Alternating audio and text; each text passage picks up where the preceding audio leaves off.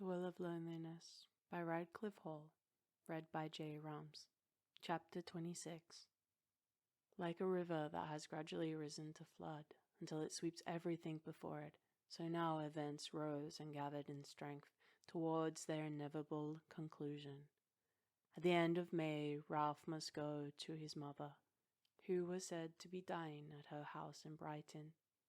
With all his faults, he had been a good son, and the redness of his eyes was indeed from real tears as he kissed his wife good-bye at the station on his way to his dying mother. The next morning he wired that his mother was dead, but that he could not get home for a couple of weeks. As it happened, he gave the actual day and hour of his return, so that Angela knew it. The relief of his unexpectedly long absence went to Stephen's head. She grew much more exciting, suggesting all sorts of intimate plans. Supposing they went for a few days to London?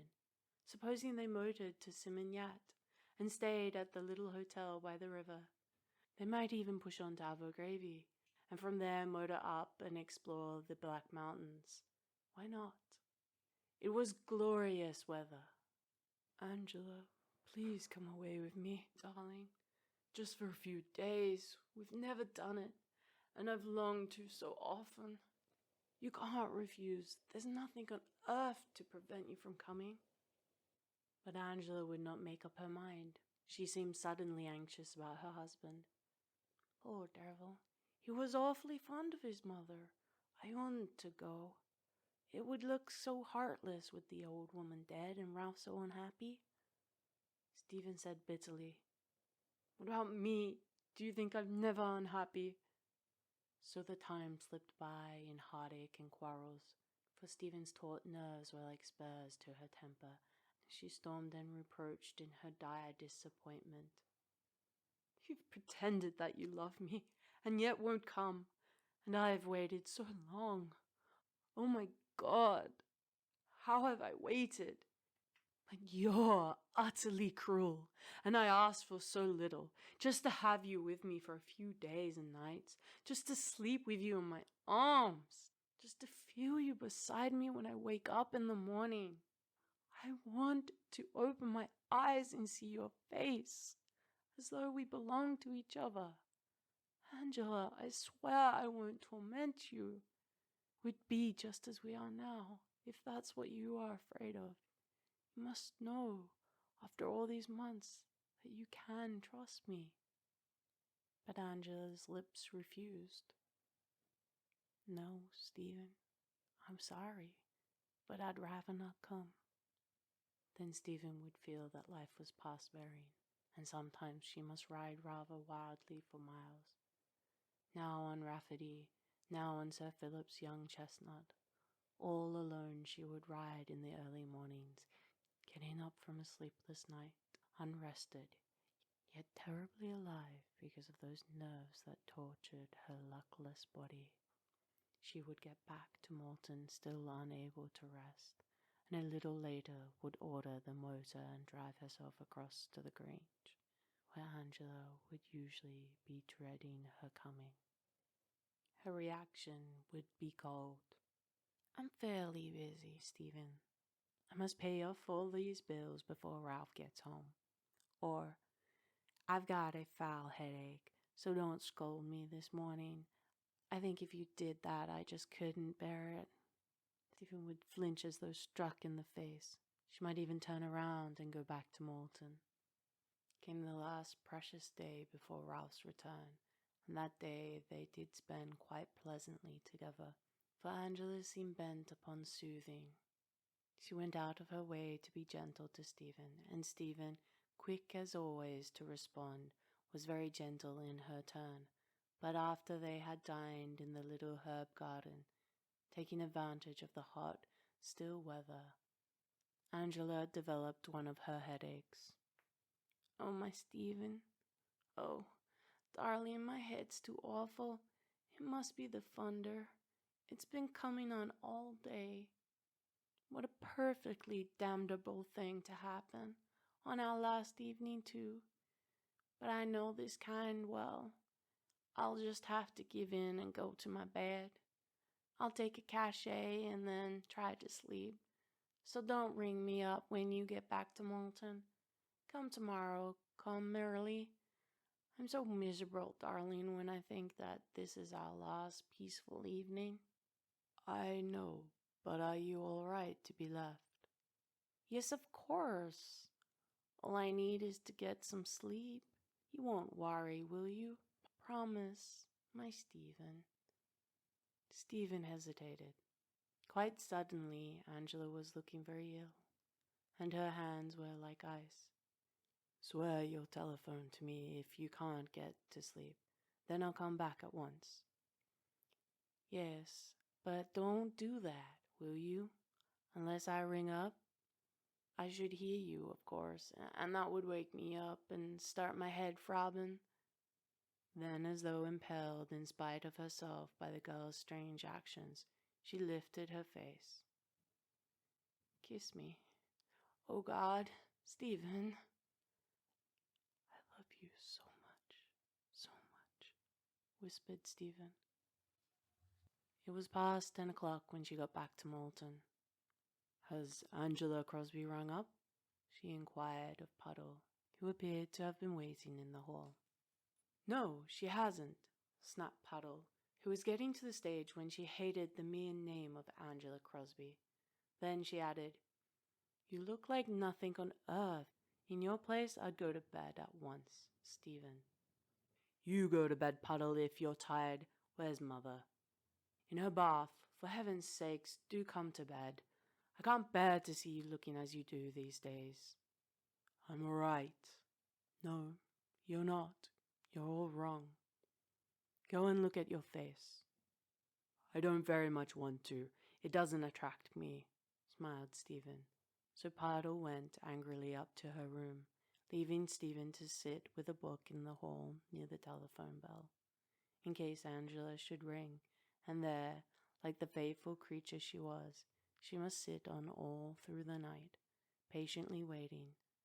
But when the first tinges of dawn grayed the windows and the panes of the semicircular fanlight, she left her chair stiffly to pace up and down, filled with a longing to be near this woman, if only to stand and keep watch in her garden. Snatching up her coat, she went out to her car. She left the motor at the gates of the Grange and walked up the drive, taking care to tread softly. The air had an indefinable smell of dew and of very newly born morning. The tall ornamental Tudor chimneys of the house stood out gauntly against a brightening sky, and as Stephen crept into the small herb garden, one tentative bird had already begun singing, but his voice was still rather husky from sleep. She stood there and shivered in her heavy coat. The long night of the vigil had devitalized her. She was sometimes like this now. She would shiver at the least provocation, the least sign of fatigue, for her splendid physical strength was giving, worn out by its own insistence. She dragged the coat more closely around her and stared at the house which was reddening with sunrise. Her heart beat anxiously, fearfully even, as though in some painful anticipation of she knew not what. Every window was dark except one or two that were fired by the sunrise. How long she stood there she never knew.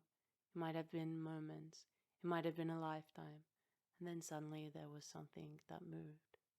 The little oak door that led into the garden.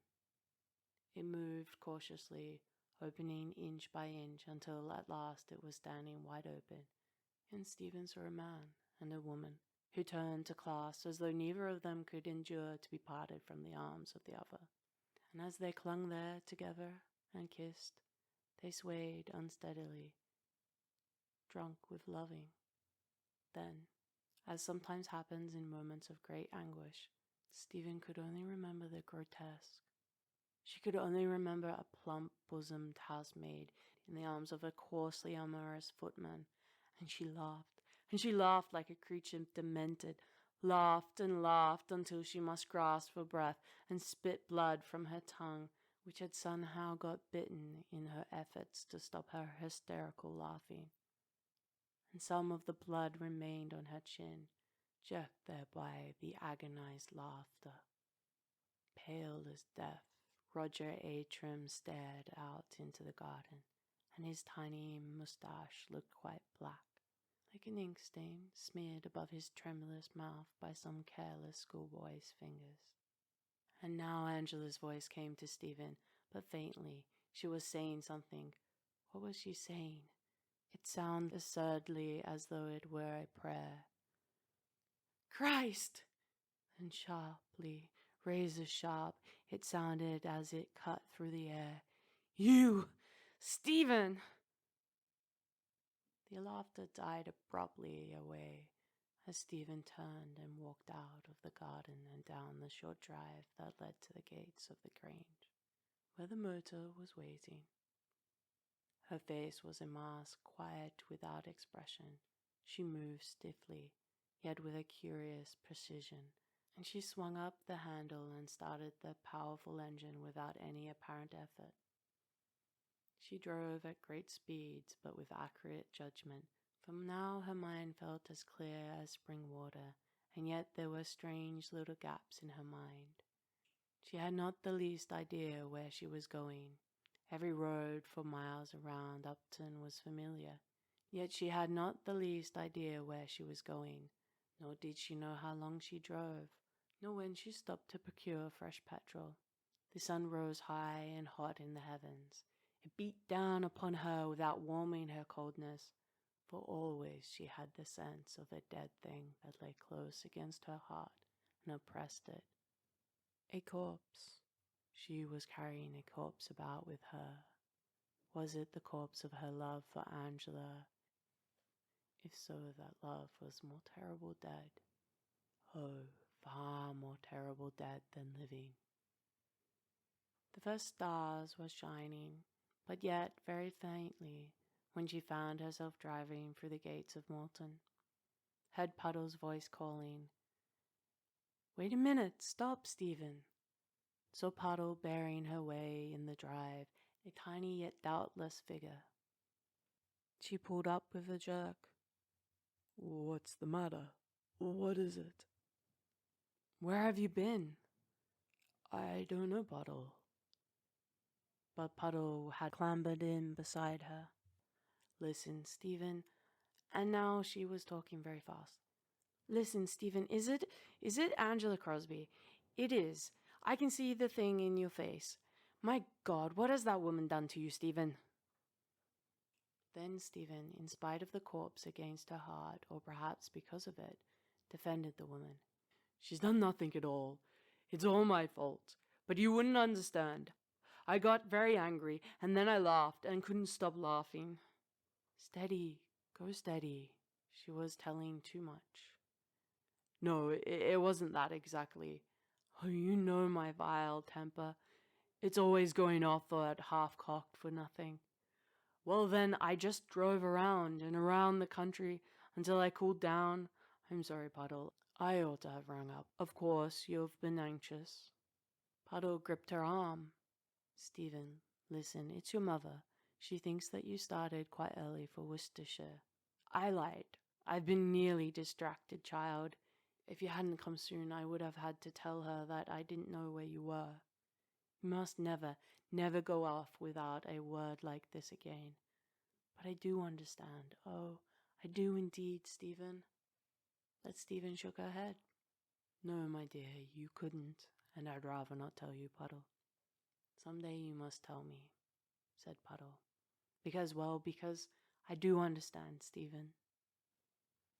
That night, the weight against Stephen's heart with its icy coldness melted, and it flowed out in such a torrent of grief that she could not stand up against that torrent, so that drowning though she was, she found pen and paper, and she wrote to Angela Crosby. What a letter, or the pent-up passion of months, or the terrible rendering, destructive frustrations must burst forth from her heart. "Love me, only love me the way I love you. Angela, for God's sake, try to love me a little. Don't throw me away, because if you do, I'm utterly finished. You know how I love you. in my soul and body. If it's wrong, grotesque, unholy, have pity. I'll be humble. Oh, my darling, I am humbled now.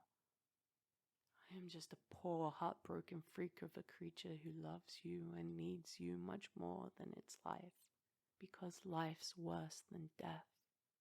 10 times worse without you. I'm some awful mistake. God's mistake. I don't know if there are any more like me. I pray not for their sakes, because it's pure hell. But oh, my dear, whatever I am, I just love you and love you. I thought it was dead, but it wasn't. It's alive, so terribly alive tonight in my bedroom. And so it went on for page after page. But never a word about Roger Atrim and what she had seen that morning in the garden. Some fine instinct of utterly selfless protection towards this woman had managed to survive all the anguish and all the madness of the day. The letter was a terrible indictment against Stephen, a complete vindication of Angela Crosby. Angela went to her husband's study, and she stood before him utterly shaken, utterly appalled at what she would do, yet utterly and ruthlessly determined to do it from a primitive instinct of self-preservation. In her ears she could still hear that terrible laughter, that uncanny, hysterical, agonized laughter. Stephen was mad, and God only knew what she might do or say in a moment of madness, and then... But she dare not look into the future. Cringing in spirit and trembling in body, she forgot the girl's faithful and loyal devotion. Her will to forgive, her desire to protect, so clearly set forth in the pitiful letter. She said to Ralph, "Ralph, I want to ask your advice. I'm in an awful mess. It's Stephen Gordon. You think I've been carrying on with Roger. Good Lord, if only you knew what I've endured these past few months. I have seen a great deal of Roger, I admit, quite innocently, of course. Still, all the same, I've seen him. I thought it would show her that I'm not. For a moment her voice seemed about to fail her.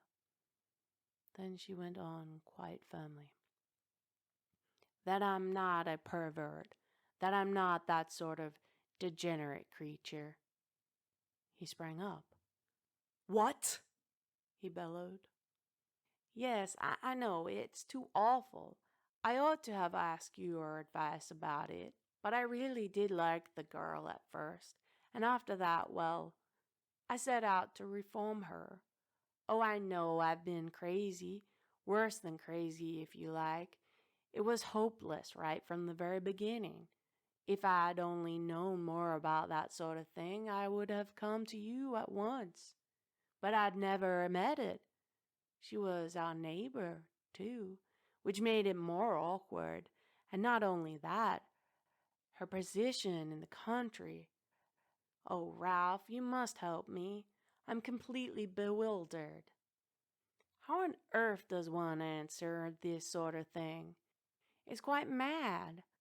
I believe the girl's half mad herself." And she handed him Stephen's letter. He read it slowly, and as he did so his weak little eyes grew literally scarlet, puffy and scarlet all over their lids. And when he had finished reading that letter, he turned and spat on the ground. Then Ralph's language became a thing to forget. Every filthy invective learnt in the slums of his youth and later on the workshops he hurled against Stephen and all her kind. He called down the wrath of the Lord upon them. He deplored the non-existence of the stake and racked his brains for indecent tortures. And finally, "I'll answer this letter. Yes, by God I will. You leave her to me. I know how I'm going to answer this letter." Angela asked him, and now her voice shook. Ralph, what will you do to her? To Stephen? He laughed loudly. I'll hound her out of the county before I've done, and with luck out of England, the same as I would hound you out if I thought that there had been anything between you two women. It's darn lucky she wrote you this letter. Darn lucky. Otherwise I might have my suspicions. You've got off this time, but don't try any reinforming again. You're not cut out to be a reinformer. If there's any of that Lamb of God stuff wanted, I'll see to it myself, and don't you forget it. He slipped the letter into his pocket. I'll see to it myself next time, with an axe. Angela turned and went out of the study with bowed head. She was saved through this great betrayal, yet most strangely bitter she found her salvation, and most shameful the price she paid for her safety. So greatly daring, she went to her desk, and with trembling fingers she took up a sheet of paper. Then she wrote in her large, rather childish handwriting, Stephen, when you know what I have done, forgive me.